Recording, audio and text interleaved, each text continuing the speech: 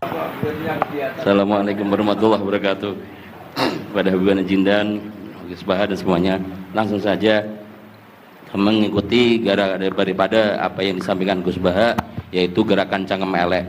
Alhamdulillah tempat kita di daerah Bogor khususnya bertempat yang berseberangan dengan beberapa faham yang macam-macam, dan itu mustajab gerakan Cangkem Elek untuk menghadapi mereka ngoten Gus.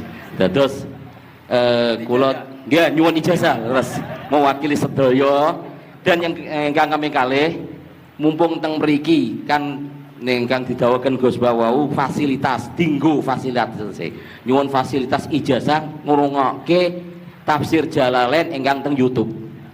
Terus nyuwun ijazah ingkang kathah niki. Ngambil ijazah yang banyak, fasilitas dari apa yang jadi tadi disebutkan beliau, fasilitas, masyhad dan semuanya. Jadi kita memiliki cara fikir yang enteng, yang enak. Dan mumpung wonten ijazahipun, nggih kula suwun ngoten Gus Bang. Ngoten cekap semanten. Assalamualaikum warahmatullahi wabarakatuh.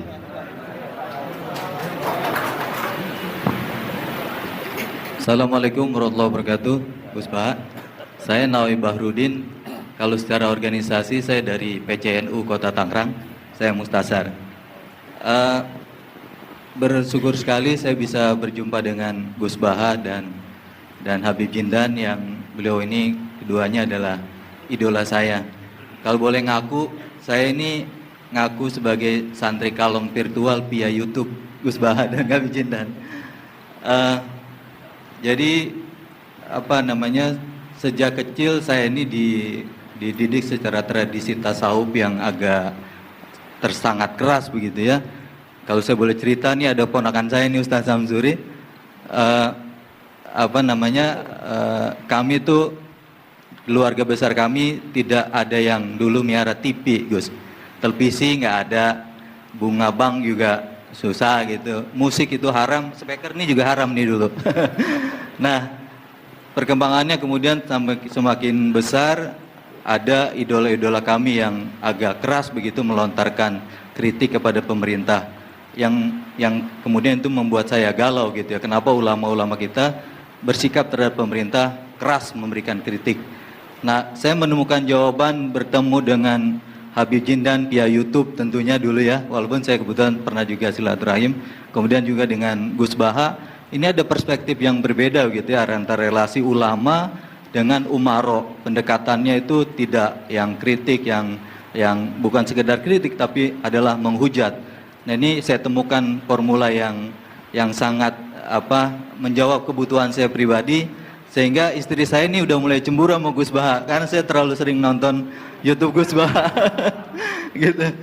Nah yang kedua soal sanad ya, salah satu bukti saya pernah dengar cerita Gus Baha, agama itu adalah bir riwayah, oleh karena itu perlu sanad.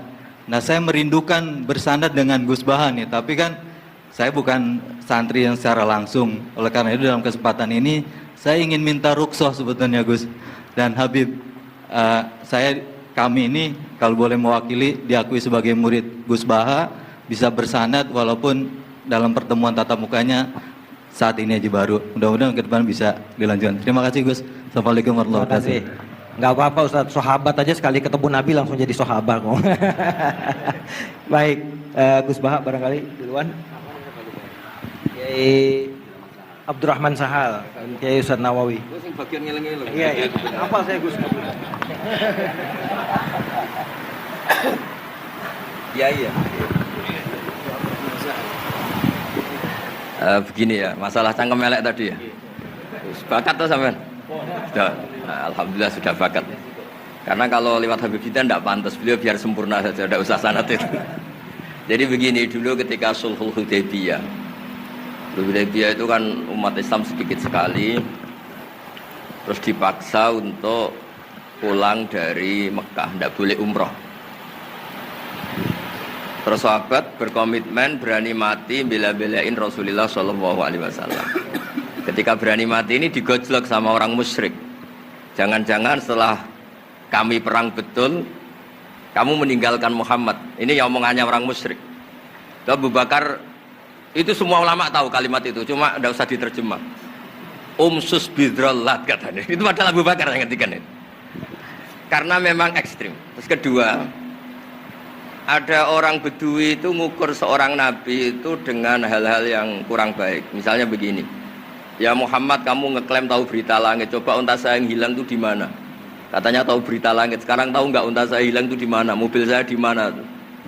Begitu juga ketika untanya hamil, bunting itu tanya, Muhammad, kalau kamu nabi katanya tahu berita langit, kamu tahu isinya yang di unta saya ini?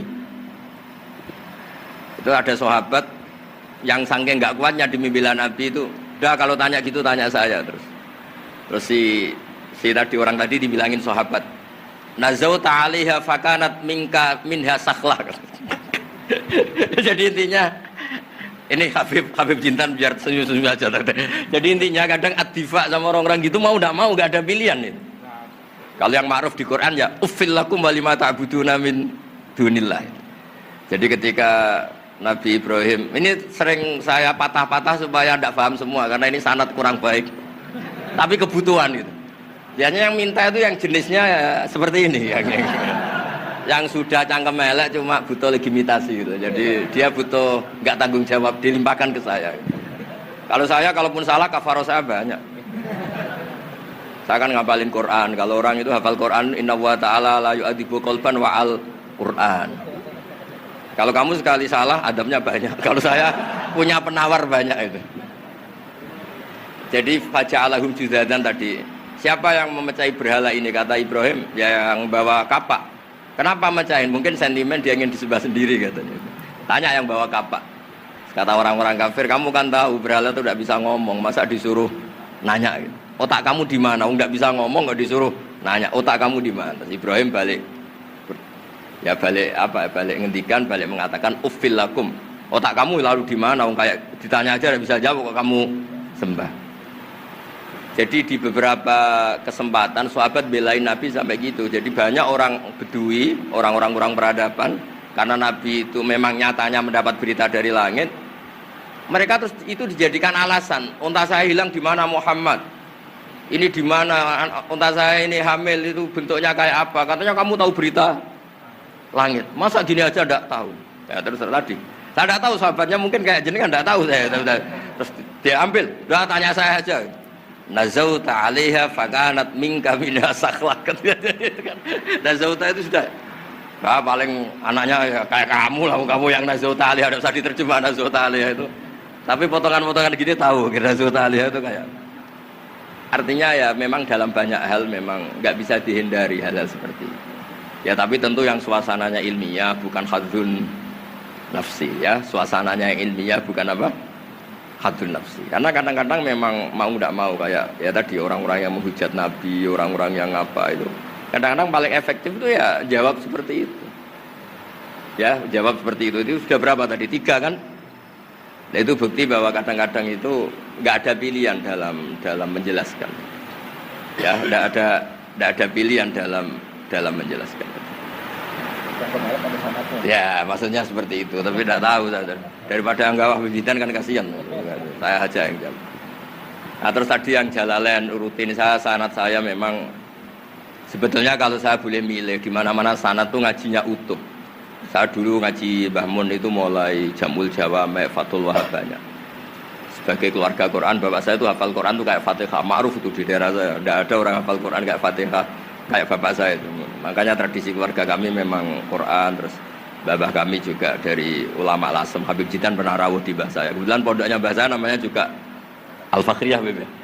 Jadi karena kalau konstruksinya tidak khatam seperti ini namanya ijazah amma. Ijazah amma ya cukup lah buat rame-rame. Tapi secara keilmuan itu masalah karena konstruksinya belum selesai. Makanya tadi saya senang Habib Jidan ketika cerita ada orang ngajar lumak. Usul fikih itu perangkat yang mau tidak mau untuk alat tafsir. Misalnya begini, wa antasma'u bainal ukhtain, tidak boleh mengumpulkan perempuan 2 yang kakak beradik jadi istrinya 1 orang. Itu bainal ukhtain itu min itlaqil ba'di wa iradatil kul, yang dimaksud Allah adalah mengumpulkan 2 orang yang ada hubungan mahram. Coba kalau kita misalnya bikin gerakan kembali ke Quran, berarti yang haram hanya antasma'u bainal ukhtain. Padahal yang haram adalah bainal mar'ah wa ammatiyah wala bainal mar'ah wa khalatiyah wala bainal mar'ah wa jaddatiyah. Pokoknya 2 perempuan yang ada hubungan mahram tidak boleh dikumpulkan dalam satu pernikahan. Bayangkan kalau orang tidak ahli usul fikih kemudian dia mentafsirkan Quran, terus dia hanya pegang wa antasma'u bainal ukhtain. Itu juga anak tiri. Ada aturannya, lafadz yang keluar karena ghalib itu tidak punya makna. Misalnya begini, anak tiri yang nggak boleh dinikahi adalah waroba ibu kumulati fi hujurikum, anak tiri yang serumah. Padahal anak tiri serumah tidak serumah, kalau ibunya sudah kamu kumpulin kan tidak boleh dinikah. Lalu kata fi hujurikum di sini adalah yakhruju makhrujal ghalib. Ya umumnya anak tiri itu serumah, tapi bukan punya ikatan apa? Hukum. Nah, hal seperti itu kan riskan kalau kita tidak mengaji usul fikih, apa kaidah fikih. Misalnya gini, ada ular di dalam, terus kiainya bilang, Jamal ambilkan tongkat. Ya. Terus kamu karena nggak dipanggil namanya, terus nggak ngambil tongkat. Oh yang dipanggil Jamal bukan saya. Ini santri geblek dah. Sebenarnya kata manggil itu qaulun nabi li ahadin min ashabi itu qauluhu lil jami'. Yang hal-hal yang baik, yang darurat, siapapun yang bisa melakukan harus melakukan itu meskipun nggak dipanggil. Coba semua wiridan, ya Mu'ad inni uhibbuka fakul dubura kulli sholatin Allahumma a'inni ala dzikrika wa syukrika wa husni ibadatik. Sebagai riwayat fala tada'anna dubura kulli sholat. Terus kamu bilang nama saya ada Mu'ad loh, berarti tidak kena ijazah itu. Itu harus ada analisis usul fikih. Kalau enggak ya habis kita. Semua wiridan tuh ya Abu Hurairah, ya Mu'ad, ya Aba. Nah, terus kamu, saya ada yang diwaksiati Rasulullah, ada yang diijazahi, ya tidak bisa. Jadi masalah sana tuh maunya kalau sampean orang baik, ya semua kebaikan tuh saya ijazahkan. Ya tapi tentu beda yang ngaji betulan sama yang ngaji begini-begini itu. Ya memang seperti itu, karena kalau ingin jadi ulama konstruksinya memang harus utuh. Karena tadi ada usul fikih, ada kaidah fikih, ada macam-macam kayak tadi wa antasma'u bainal ukhtain. Itu ya zaman Nabi Sugeng sudah nambahi wala bainal mar'ati wa amatiha. Tidak boleh menikahi istri dan budenya atau bulenya. Nah, kenapa Nabi tidak bilang wala bainal mar'ati wa jaddatiha? Kayaknya orang kelainan kalau kepikiran seperti itu. Loh kalau bule itu masih masuk lah. Ya misalnya istri kamu 17, bulenya 27 kan kok cantik budenya kan masih bisa mikir. Tapi kalau istri kamu 20, mbahnya 80, kok kepikiran itu kan. Sehingga di hadis memang hanya wala bainal mar'ati wa ammatiha, wala bainal mar'ati wa kholatiha. Nabi tidak mengatakan wala bainal mar'ati wa jaddatiha. Kayaknya kalau orang normal itu tidak kepikiran itu. Ya tapi apapun itu nyatanya Quran hanya wa antasma'u bainal ukhtain. Itu kalau nggak dijelaskan pakai usul fikih, ini min itlaqil badi wa iradil qul secara balaghah. Ya, itu kan tidak bisa. Nah, di sini pentingnya ngaji khatam. Makanya saya suka ngaji Jalalain dengan penjelasan fikih, penjelasan usul fikih, karena supaya orang tuh tahu lah bahwa maknani Quran tadi seperti yang didhawuhkan Habib Jindan itu. Ya kalau kamu tidak menguasai betul, terus akhirnya ngomong menurut saya, Quran kok menurut saya, menurut perasaan saya tidak bisa. Kata Habib Jindan kok biroyi ya sudah pesen tiket di neraka, ngeri kan? Apalagi sudah biroyi dapat penghormatan, dapat uang, dapat panggung. Islam kok menurut saya, loh ini Islam yang menurut Rasulullah, Islam kok menurut saya. Makanya ini saya fanatik bahwa kitab tadi saya tunjukkan ke Habib Jindan beberapa kitabnya Sayyid Muhammad yang menyebut mbah beliau apa supaya mudawan. Dulu itu ada orang alim alama namanya Les bin Sa'ad. Kata Imam Syafi'i, "Al-Les afqahu min Malik illa annahu dayya'ahu ashabuh." Imam Les secara fikih itu lebih alim dibanding Imam Malik, tapi dayya'ahu ashabuh. Murid-muridnya enggak menulis. Andai kan Habib Salim tidak punya putra Habib Novel, tidak punya cucu Habib Jindan, mungkin orang enggak bakas lagi Habib Salim. Bazuber andai kan tidak punya putra Mbah Mun, orang juga nggak bakas lagi Bazuber. Bapak saya Kiai Nur Salim andai kan tidak punya putra Samu, kan orang sudah lupa. Dulu ini cerita yang paling ekstrim. Dulu Nabi Ibrahim pernah dikira Yahudi karena punya keturunan Yahuda bin Yakub bin Ishak bin Ibrahim. Ketika Yahuda punya perilaku tertentu seakan-akan itu dari mbah-mbahnya. Baru setelah Rasulullah SAW memaklumatkan ad-dinul hanif, ad-dinul Islam millatun hanifiyah, millata abikum Ibrahim, baru terpulihkan nama Ibrahim.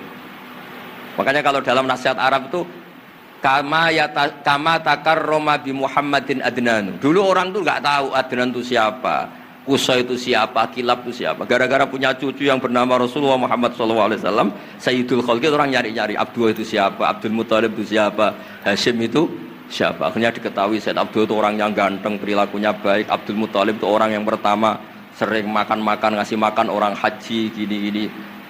dikatakan Syaibatul Hamdi karena terus orang ini dikatakan wasumia fi sulbin Nabi sallallahu alaihi wasallam dzakara wa ta'ala walabba, ini dikatakan kusoi litakosi fi biladi atal kosia, terus dikatakan kilab likas roti takalubi fil ardi karena orangnya aktif sering berjuang di mana-mana terus. Jadi makanya kalau jenengan punya anak punya cucu didoakan jadi orang baik karena status Anda ini tertera cucu-cucu Anda. Lho nggih misalnya bapak sampean alim terus putune nak domino di situ, mabuk-mabuk di situ. Itu disatakan makam keramat apa tempat mabuk. Nah, makanya dzurriyyah ini penting. Makanya ketika Allah memberi hadiah pada Rasulullah Muhammad SAW kepada semua nabi, itu disebut wa ja'alna dzurriyyatahu humul baqin. Ketika dikatakan kalimat tauhid juga wa ja'alaha kalimatam baqiyatan fi aqibi. Makanya ukuran orang baik itu ya anaknya, cucunya, apa-apanya. Karena ini yang meneruskan status kita. Ya jelas ya. Itu kalau Anda ini ngaji khatam, konstruksi itu tahu. Tapi kalau tidak khatam, ya hanya modal qabilna terus. Ya tapi ya gak apa-apa daripada sama sekali. Malah yudroku kulluh, la yudroku kulluh. Nggih, kersane disambung Habib Citra. Mau kersane kula ikut dengarin dulu. Yang kemelek enggak usah, satu aja Beb. Jenengan enggak patut yang itu. Yang sanad aja. Mboten sampun. Mboten sampun. Yang sanad ijazah amal. كما إن صحت لنا الإجازة كما أجازنا سيد الوالد الحبيب نوفل بن سالم بن أحمد بن جندان عن والده الحبيب سالم بن أحمد بن جندان عن شيوخه جميعا وعن الوالد الحبيب نوفل عن جد الحبيب علي بن عبد الرحمن الحبشي وكذلك كما أجازنا الجد الحبيب محمد بن علي بن عبد الرحمن عن والده الحبيب علي بن عبد الرحمن الحبشي وكما أجازنا شيخنا ومربينا الإمام الحبيب عمر بن محمد بن سالم حفيظ عن شيوخه وكما أجازنا شيخنا الحبيب علي المشهور بن محمد بن سالم حفيظ وشيخنا السيد محمد بن علي بن عباس المالكي والحبيب عبد القادر بن أحمد السقاف والحبيب أبي بكر بن علي بن أبي بكر بن علي بن عبد الرحمن المشهور والحبيب زين بن إبراهيم والحبيب سالم بن عبد الله بن عمر الشاطري وأخيه الحبيب حسن جميع مشايخنا فبأسانيدهم إن صحت لنا الإجازة أجزناكم في تعلم والتعليم تذكر التذكير في الدعوة إلى الله تعالى وفي أذكار سادة بني علوي وفي كل ما يقربكم إلى الله إن صحت لنا الإجازة أجازناكم بذلك.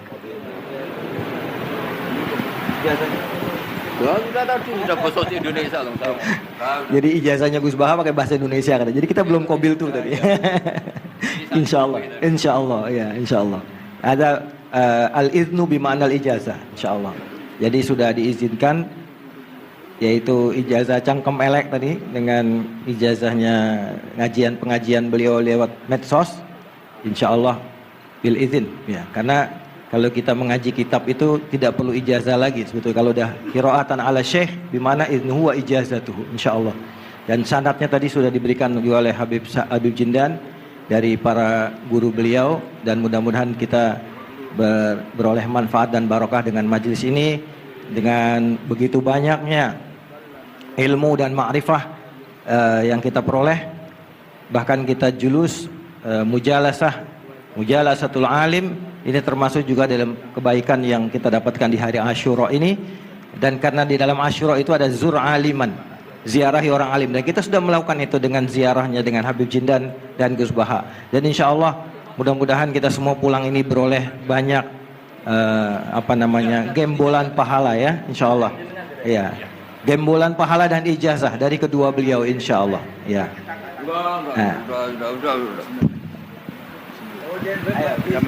Ya.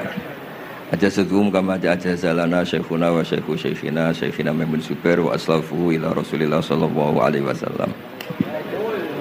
Wabillahi ijazah wa tasyarrafna bikum. Wa jazakumullah khairan katsiran.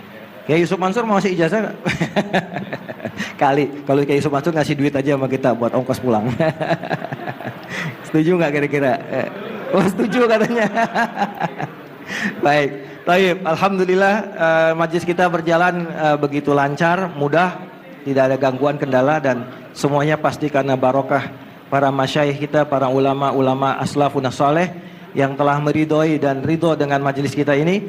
Kita doakan guru-guru kita yang ada di depan ini, beliau-beliau semoga selalu diberikan sehat, panjang umur dalam doa, dalam memberikan manfaat dan ilmunya kepada kita semua, dan menjadikan kita semua yang ada di majelis ini juga selalu menjadi tullabul ilm yang istiqomah, yang selalu meneruskan, insya Allah kita teruskan kepada generasi penerus kita, anak-anak cucu kita dalam tradisi keilmuan ahlu sunnah wal jamaah yang insya Allah akan selalu eksis di bumi Nusantara ini. Amin ya rabbal alamin.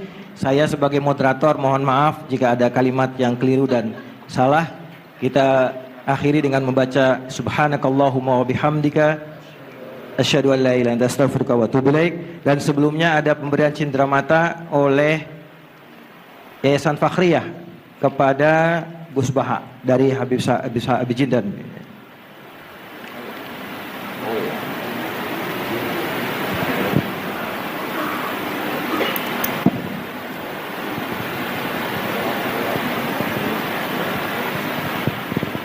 Sallu ala Nabi Muhammad. Kita senang dengan keberadaan beliau berdua ini, Masya Allah. Dan yang kedua dari Majelis Silaturahim diserahkan oleh Ustadz Mustafa Ismail. Tafadhol, silakan. Ini Pak Samsuri, aturkan Pak Samsuri ini.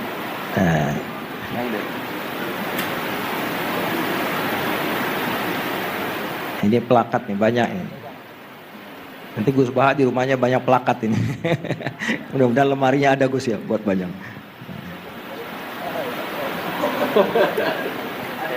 Buat Habib Jindan juga. Dan buat Gus Baha. Baik.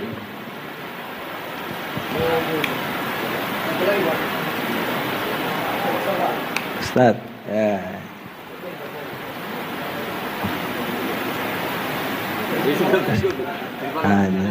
Saking girangnya sama Gus Baha sampai lupa plakatnya mau dikasih. Salaman duluan, plakatnya belum. Baik. Baik, alhamdulillah, alhamdulillah. Alhamdulillah kita tutup majelis kita dan sekali lagi kami mohon maaf atas segala kesalahan dan kekurangan. Adanallahu wa iyyakum ajmain. Kita setelah ini ada majelis rohah nanti dipandu oleh MC. Dan saya sebagai moderator pamit diri dan assalamualaikum warahmatullahi wabarakatuh.